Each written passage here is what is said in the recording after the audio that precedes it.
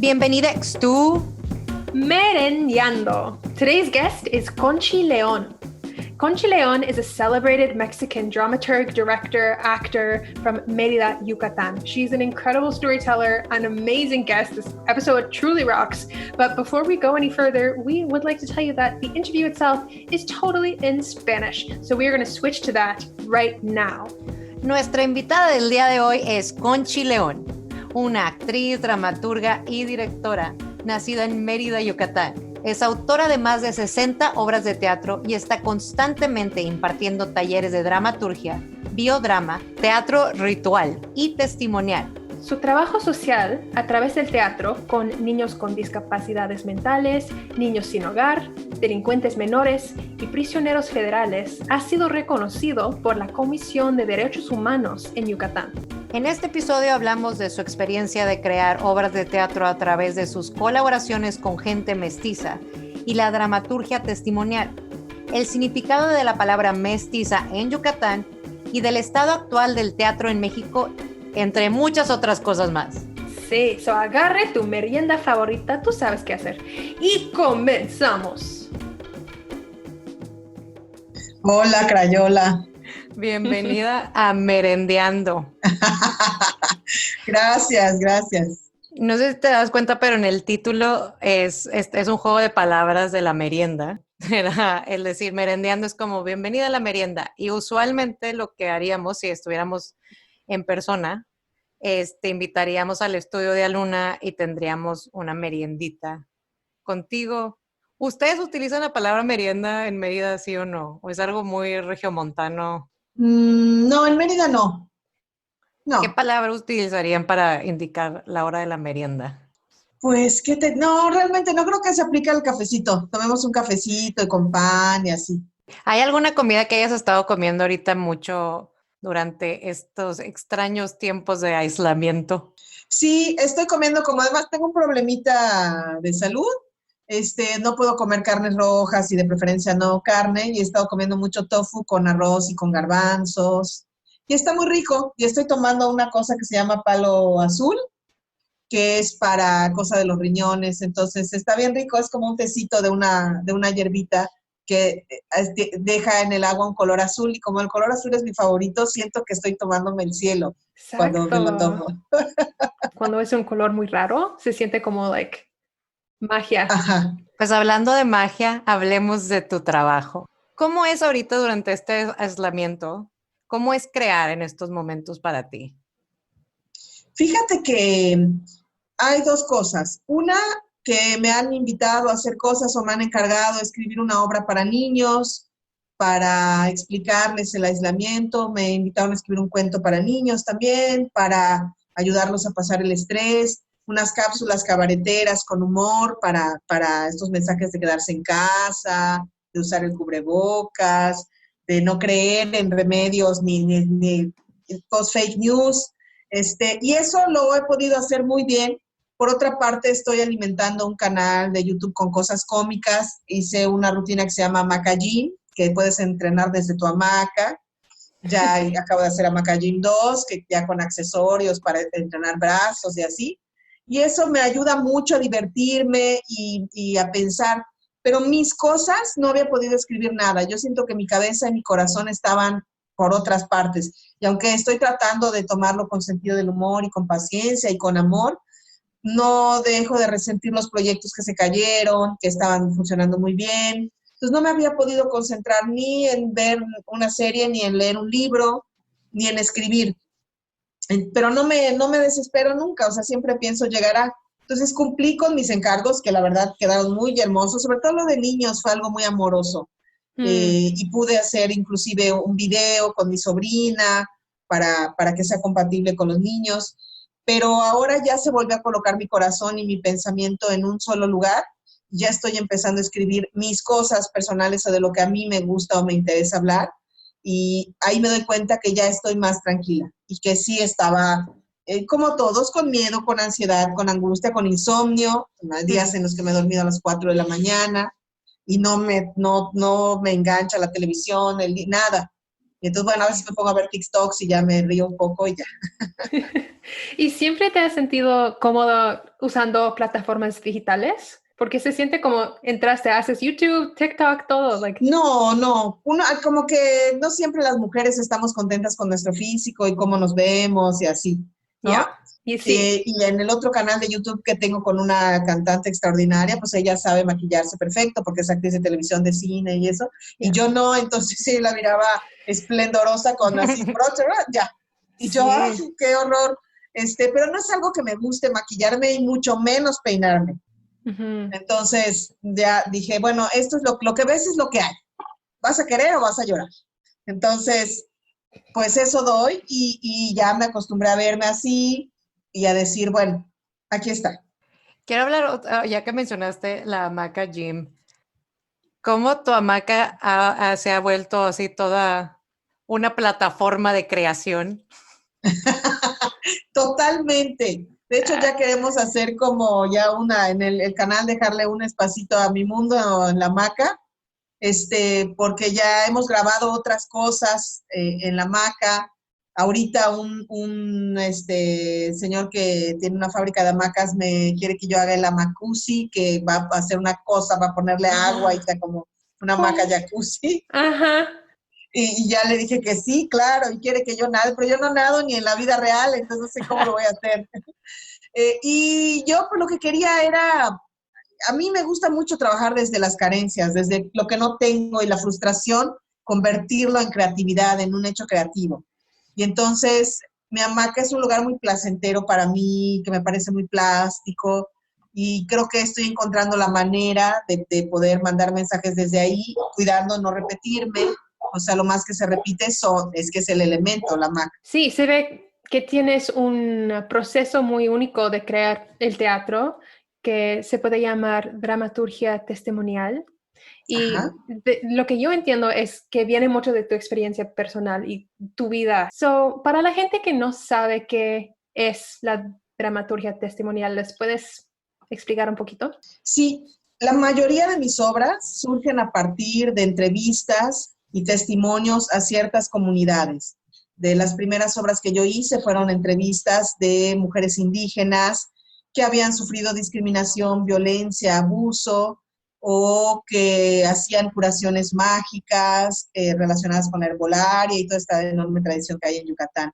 Después he trabajado en las cárceles y los testimonios son de personas que están privadas de su libertad, tanto hombres como mujeres, o la comunidad gay, o albergues de mujeres golpeadas, o niños que han sufrido abuso sexual. Entonces, básicamente, el teatro que yo hago, voy a alguna comunidad, comparto algún proceso y les pido que me compartan su testimonio, su vida, su biografía o alguna parte de la vida o un suceso en especial. Y con ese testimonio yo escribo una obra de teatro. Me gusta eso que dices que es como un intercambio, no, nunca es como tú cuéntame tu historia y yo la voy a utilizar, es como tú me cuentas algo, yo te cuento algo y creamos. Sí, para mí eso es muy importante cuando se hace teatro comunitario, porque, y se los digo mucho a mis alumnos, yo doy muchas clases, no es llegar y sacar e irte a hacer tu obra y qué le dejaste a la comunidad. O como el circo, llegas, armas tu circo, te vas y el teatro no pasó. Entonces yo trato siempre de seguir en contacto con esas comunidades, a veces de llevarles la obra para que la vean y ver qué pasa. Me pasó una experiencia bien padre justo con Manantial del Corazón, que es la obra que estuvo en Toronto. Esa obra, pues yo la hice para dar realce al trabajo de las parteras mayas. Y una de mis alumnas, que es doctora, estaba haciendo su servicio en una comunidad donde había embarazo en adolescentes y había mucha muerte porque no llegaban al doctor y a veces el parto requería una cesárea o qué sé yo, un tratamiento. Y pues las parteras no hacen cesáreas. Entonces me buscó esta alumna y me dijo, por favor, maestra, yo quiero que traiga la obra a la comunidad, pero que les diga que es muy importante ir al doctor, que vayan al doctor, sí con la partera y también el doctor, por si hay alguna emergencia. Y aunque eso iba, digamos, de alguna manera contra mi obra, para mí era importante, es más importante la vida de un bebé y de una mujer. Entonces fuimos a hacer la obra, la presentamos en una casa que estaba llena de chicas embarazadas Y yo les decía eso, mi personaje que es la partera, les decía, pero también hay que ir con el doctor, hay que ir con el doctor.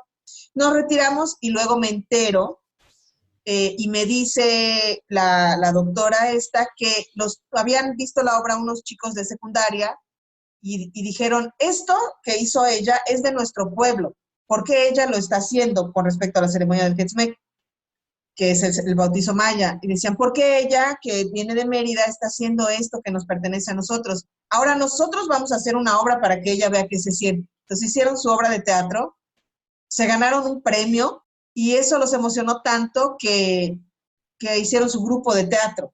Y me encantó porque yo saqué el rito de la comunidad, lo regresé con el teatro y ellos lo volvieron a agarrar e hicieron una cosa entre teatro y su discurso.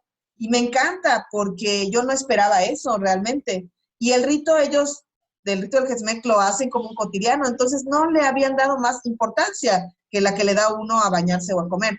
Cuando lo ven en el prisma del teatro es wow, esto es de nosotros. Y me encantó esa apropiación a partir de que lo ven en el teatro. Y eso quisiera que se repitiera siempre cuando vivo un proceso. En la cárcel, por ejemplo, de pronto un día llego y me dicen, maestra, queremos enseñarle algo. Y en la cárcel había una pequeña biblioteca. Y entonces ellos se habían puesto a buscar en la pequeña biblioteca cuáles libros tenían de teatro. Y habían encontrado 3 libros de teatro y en una de las partes de la biblioteca pusieron Biblioteca de Teatro Conchi León con los 3 libros. Luego yo les doné unos. Ya es una pequeña biblioteca en la cárcel con 5 libros. Yeah. Y después me contaban que pues ahí en la cárcel obviamente no pueden andar en grupos, tienen que estar solos para que no haya algún motín o algo. Y de pronto los veían juntos y decían, ¿esos quiénes son? Ah, son los del teatro. Ah, ok. Oye, esos que se están juntando son los del teatro. Y ellos aprendieron a hacer comunidad y a hacer equipo, era algo que yo insistía mucho, aprendieron a hacer grupo, y no para hacer cosas malas, ¿no? Sino para irse a leer, para generar alguna cosa, alguna comedia, algo, y me encantó que aprendieran a hacer grupo para construir.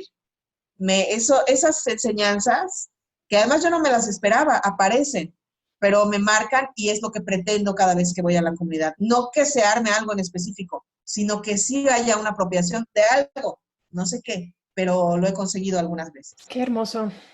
Ya, y se ve que trabajas mucho con gente indígena de ahí. Y tengo una pregunta. Leí que la definición de ser mestiza es diferente en Yucatán que en otras provincias. ¿Tengo razón o no? Sí, es que en el resto del país se le dice indígena. Nosotros no ocupamos ese término. No decimos indio ni decimos indígena.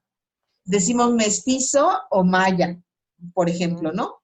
No tenemos, o sea, quizá alguien muy, muy rico y con un perfil de discriminador muy fuerte diga ese indio, pero nosotros no, nosotros decimos es mestiza, sí, mestiza, qué guapa te ves de mestiza si traigo el huipil, ¿no?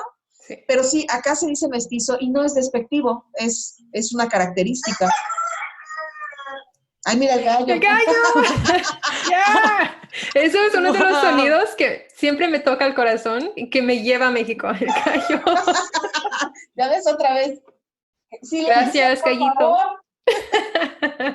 ¿Tú crees que sí que el gallo es muy como símbolo mexicano para despertar? No. Mira.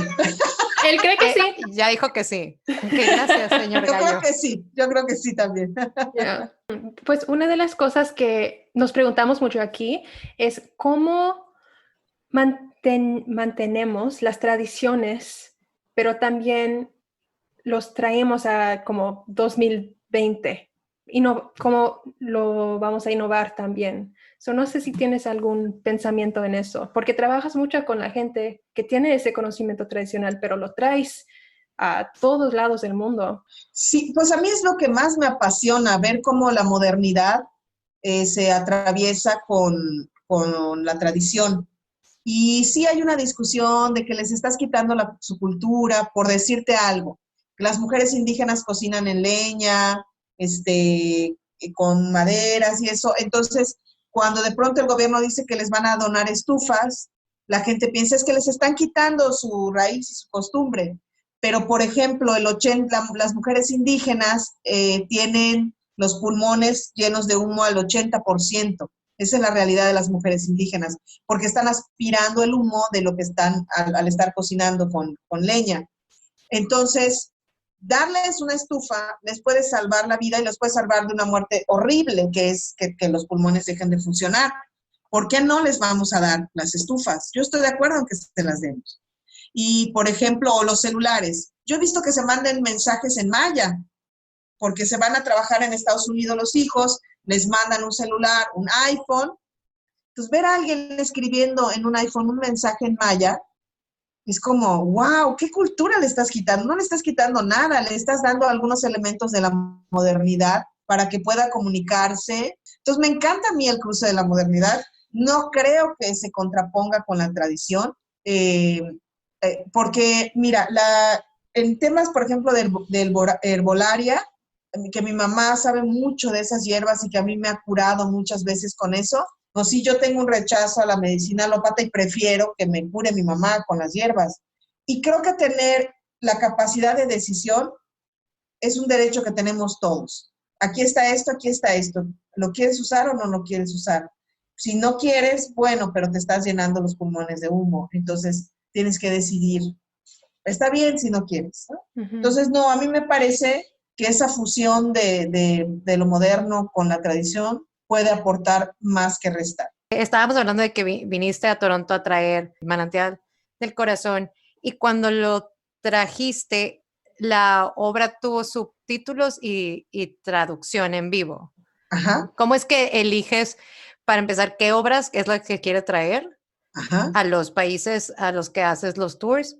¿Y cómo es que trabajas los subtítulos y las traducciones en vivo? Pues la verdad, generalmente vamos a los países que nos invitan.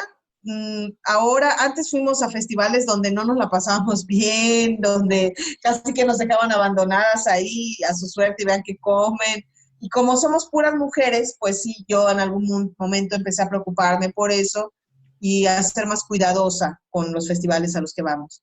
En el caso particular de Manantial, como la partera en el Hetzme tiene mucha improvisación, dependiendo de los espectadores y de la gente que participe, para mí era muy importante tener la traducción simultánea para no restar esa espontaneidad y para que el público no sintiera que era algo frío, porque es muy importante esa ceremonia, que ellos se sientan parte de ella. Entonces, la traducción, digamos, con subtitulaje, pues me pareció que funcionaba bien para la parte, digamos, que más, donde no hay tanta improvisación y todo está muy apegado al guión. Pero para la parte viva de la obra, más viva que era esa, para mí era importante tener esta interacción en vivo. ¿Cómo es llevar obras que tienen cosas que son muy específicas a la obra en lugares que tal vez ahí no serían tan específico encontrar? ¿Cómo navegas esto? Es muy complicado. En otra obra que tenemos donde hacemos otro ritual, que es un baño con hierbas olorosas, usamos romero, ruda y albahaca y rosas y con eso nos bañamos. Entonces llegamos y les dijimos, bueno, necesitamos ruda, romero y albahaca. Y entonces me dicen muy pegadito a la función, no conseguimos ruda, romero y albahaca, pero conseguimos epazote, cilantro y no sé qué Algo cosa. para hacer una salsa. Y yo, no, pero son hierbas verdes, se parecen mucho, no, pero necesitamos el aroma, no cocinar.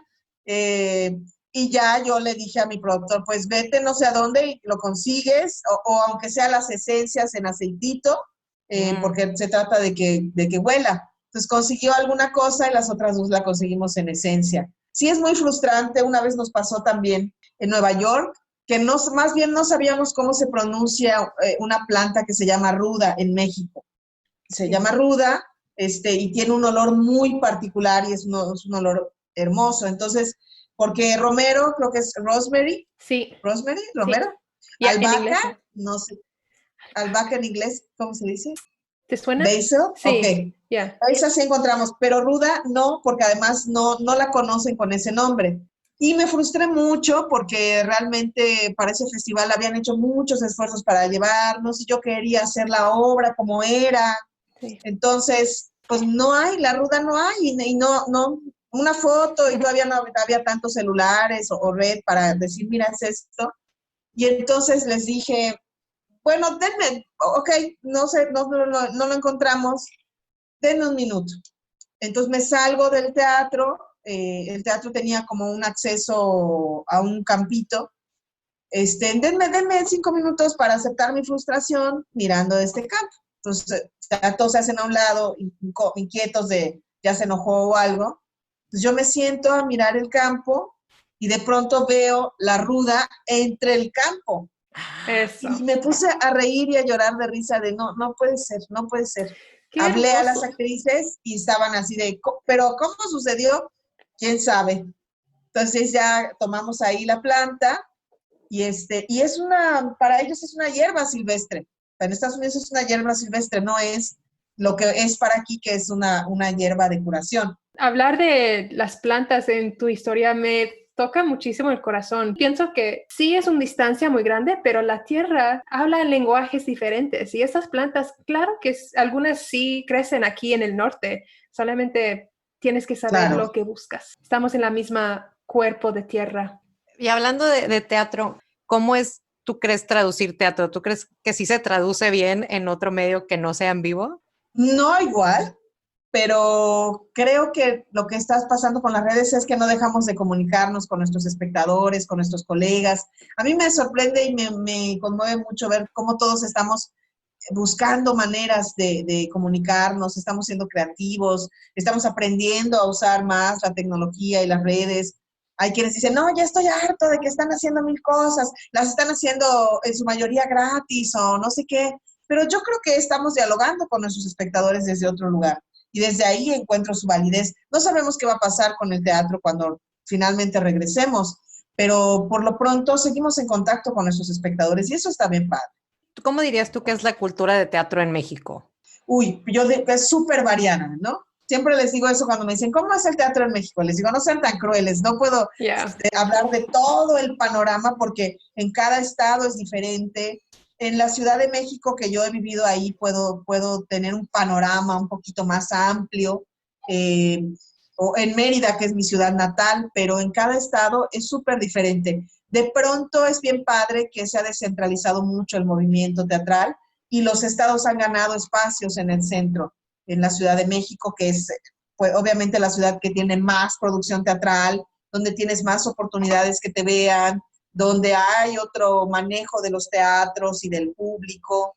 Entonces llegar a la Ciudad de México es bien padre, también es un mar, porque hay un montón de teatro de todos los géneros y todas las grandes figuras del teatro, como Claudio Valdés Curi o Laura Uribe, que hace otro tipo de teatro, Martín Acosta, David Holguín, que hace un teatro extraordinario. Creo que la principal característica del del teatro mexicano es precisamente su variedad, que no se repite y que con cada creador tú puedes descubrir universos distantes y maravillosos. Hay quienes están hablando de todo lo que está pasando en la Ciudad de México, con el tema de las desapariciones, con el tema de los feminicidios, con el tema del narcotráfico, de la corrupción. Es tremendo, son temáticas tremendas que se están hablando desde el teatro. Yo estoy en Canadá, estoy tratando de entender qué es el FONCA. El FONCA se ve que es el Fondo Nacional para la Cultura y las Artes en México. Ajá. Sí, ¿y tú estás aparte de esa organización? No, yo fui becaria del FONCA. El FONCA básicamente hace convocatorias y otorga apoyos económicos en forma de becas en diferentes formatos, a espacios independientes, coinversiones o coproducciones, a jóvenes creadores, a artistas con trayectoria. Y yo he tenido esa beca 2 veces en el apartado de Sistema Nacional de Creadores, que es una beca que te dan durante 3 años para desarrollar 3 proyectos diferentes. Uno de esos, por ejemplo, fue del Manantial del Corazón. Se ve que tienen un convocatorio muy grande nacional cada año y que se ha cancelado recientemente, ¿no? Está cambiando el FONCA, sí tiene, es como los apoyos, ante una comunidad tan grande, pues los apoyos realmente se sienten poquitos y siempre son polémicos, ¿por qué se lo dieron a este? ¿Por qué no me lo dieron a mí? Estaba con el proyecto, o te dieron ese dinero y su obra es una porquería, entonces siempre son muy polémicos esos apoyos, ¿no? Y ahora, en este gobierno de la Cuarta Transformación, está el rumor de que quieren desaparecer el Fondo Nacional para la Cultura y las Artes, pero no lo han desaparecido todavía, ha estado cambiando, ha tenido 3 directores nuevos y pues los han tenido que cambiar porque han tenido muchas polémicas muy fuertes o se les han descubierto algunas cosas, un juego sucio ahí. Entonces está en polémica siempre el FONCA. No ha desaparecido, está teniendo, digamos, como más democráticos los apoyos, porque siempre, una de las críticas era que siempre se los daban a los mismos. Y ahora, si tú ya tuviste esa beca, tienes que esperar no sé cuántos años para que te la vuelvan a dar. Okay. O si tú la pides, si la pide a alguien que no se la han dado y tiene un buen proyecto, se la van a dar a esa antes que a ti, aunque tengas mucha más trayectoria, quizá una carrera más sólida. So es una parte, se ve muy importante de la infraestructura del arte en México. Sí. ¿Y cómo ves que como esa infraestructura mexicana está cambiando? ¿Crees que va a un lugar que estás emocionada, que va a un lugar más seguro? ¿O tienes alguna idea de cómo podría cambiar el apoyo para las artes? Pues mira, la verdad es que todavía no hay claridad con respecto a cómo va a cambiar o cuáles van a ser las nuevas estrategias. Al principio era de las grandes críticas a este gobierno que parecía que la cultura no le interesaba. Generalmente hay, digamos, dirigentes que les interesa más el deporte y no tanto el arte. Parecía que esa era la problemática que íbamos a enfrentar. De pronto, con todo esto que pasó y con todo lo que los artistas estamos haciendo para que la gente se quede en casa, regalando nuestro trabajo también, Sí. hubo un reconocimiento por el presidente y nos mandó un mensaje de agradecimiento, el secretario de Salud, por estar haciendo eso. Y pues bueno, tenemos la esperanza de que realmente sí se aprecie más el trabajo artístico y sí se generen estrategias. Lo que sí creo es que sí se está escuchando a la gente.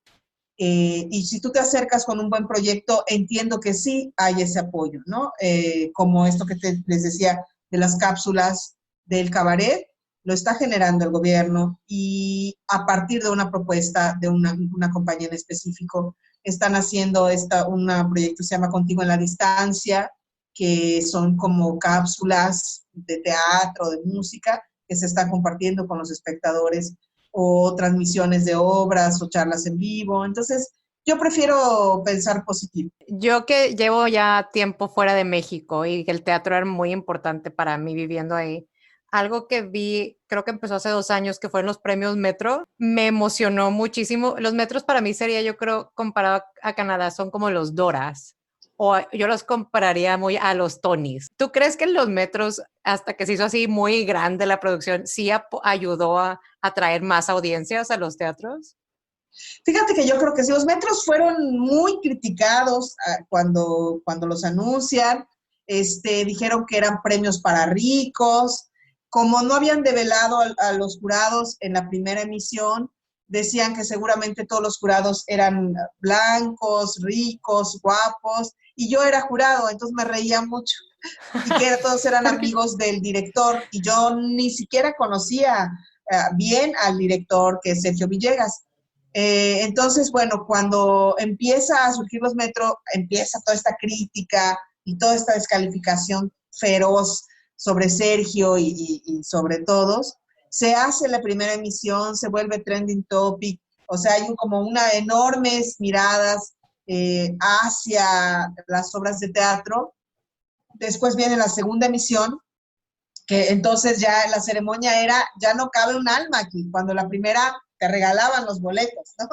Y yo creo que sí ha llevado gente al teatro, pero particularmente Sergio Villegas, que es un gran pensador de la escena y de la vida, con, digamos, la más notoriedad que le dio ese ser director del premio, ahorita organizó a todos los escenógrafos, porque él es escenógrafo, a todos los escenógrafos, y están construyendo camas de hospitales, mamparas para los hospitales, porque no tienen trabajo los escenógrafos y los hospitales están saturados. Entonces él, listo que es, pudo cruzar ambas cosas. Los escenógrafos están trabajando haciendo camas de hospital, haciendo paneles de hospital, haciendo lo que les pidan a través de Sergio, que los está organizando, por este nombre más notoriedad que tiene, que él lo tenía, él es una figura importante, pero con los Metro tiene más lugar y lo mira más gente. Entonces yo digo, bueno, no sé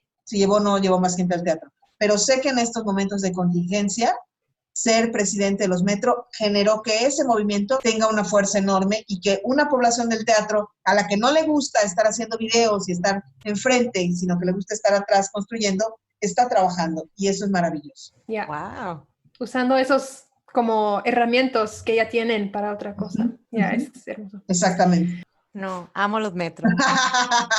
Son padrísimos los Metro. Tú estuviste nominada el año pasado y ver a gente que admiro y quiero, amigos míos estaban nominados. Fue como, ¿por qué hemos tanto pensado que el sueño está lejos? Si el sueño estuvo aquí todo el tiempo, o sea, estuvo en México. Ay, qué bonito. Mis planes de vacaciones era, tengo que ir a México a ver todas estas obras. Ay, qué bonito, qué padre. Ok, la última pregunta. Estos próximos episodios del podcast estamos hablando con gente en diferentes países de las Américas, no solamente Canadá, y nos interesa mucho como hacer conexiones entre gente y entre pensamiento en esos países. So, mi pregunta para ti es, si tú podrías preguntar algo a la comunidad de artistas que es en los Estados Unidos específicamente, ¿tienes alguna pregunta que tienes para ellos? ¿Para los artistas latinos que viven en Estados Unidos? Sí. Sí, en su teatro consideran que hay ingredientes de su lugar de origen. Si lo han compartido con los espectadores, ¿cuál ha sido la respuesta? Y si no hay, ¿por qué no hay? ¿Por qué decidieron que en su teatro o en su lenguaje no iban a incluir cosas de su lugar de origen? Si escuchas episodios que vienen, puedes escuchar la respuesta. Ok. Pues muchísimas gracias por pasar este tiempo con nosotros. Ay, no, de nada, padrísimo. Gracias. This podcast is recorded in Toronto, or Dagarondo, the territory of the Anishinaabe Nation, the Wendat Nation, the Haudenosaunee Confederacy, and nations recorded and unrecorded. We are deeply thankful to these nations for stewarding the land so that we might live in peace and respect for each other. As it is outlined in the Dish with One Spoon, One Cup, that all people who live here, settlers, indigenous folks, and others, must adhere to. Radio Aluna Teatro is produced by Aluna Theater with the support from the Metcalf Foundation, the Late Law Foundation, the Canada Council for the Arts, the Ontario Arts Council, and the Toronto Arts Council. Aluna Theater is Beatriz Pisano and Trevor Schwellness, with Sue Ballant and Gia Namens. Radio Aluna Theater is produced by Camila Diaz Varela and Mónica Garrido. For more about Aluna Theater, visit us at alunatheater.ca, follow at Aluna Theater on Twitter or Instagram, or like us on Facebook. Follow and subscribe to this podcast on iTunes, Google Play, or wherever else you get your podcasts. Miigwech and Yawangoa.